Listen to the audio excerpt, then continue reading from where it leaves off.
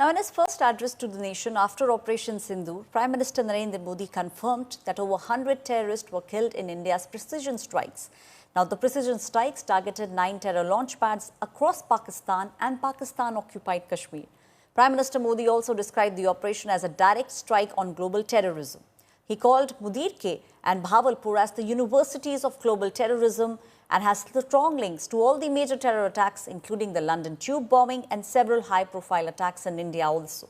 Prime Minister emphasized that Indian missiles and drones did not destroy terror infrastructure in Pakistan. They also shattered the spirit of the terror networks. Prime Minister Modi pointed to Pakistani Army's presence at the funeral of slain terrorist in Mudir, calling it a clear indication that this is state-sponsored terrorism that we are seeing. He also said that the world has now seen the truth, the dirty truth about Pakistan.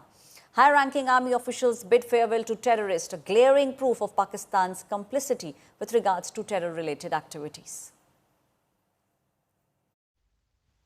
जब पाकिस्तान में आतंक के अड्डों पर भारत की मिसाइलों ने हमला बोला, भारत के ड्रोन्स ने हमला बोला, तो आतंकी संगठनों की इमारतें नहीं, बल्कि उनका हौसला भी थर्रा गया। बहावलपुर और मुरीद के जैसे आतंकी ठिकाने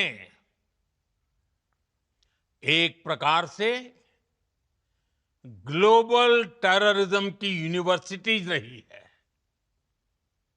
दुनिया में कहीं पर भी जो बड़े आतंकी हमले हुए हैं, चाहे 9/11 हो, चाहे लंदन ट्यूब बॉम्बिंग हो, या भारत में दशकों से जो बड़े बड़े आतंकी हमले हुए हैं, उन सब के तार कहीं ना कहीं आतंक के इन्हीं ठिकानों से जुड़ते रहे हैं। दुनिया ने पाकिस्तान का वो घिनौना सच फिर देखा है, जब मारे गए आतंकियों को विदाई देने पाकिस्तानी सेना के बड़े बड़े अफसर उमड़ पड़े। स्टेट स्पॉन्सर्ड टेररिज्म का ये बहुत बड़ा सबूत है।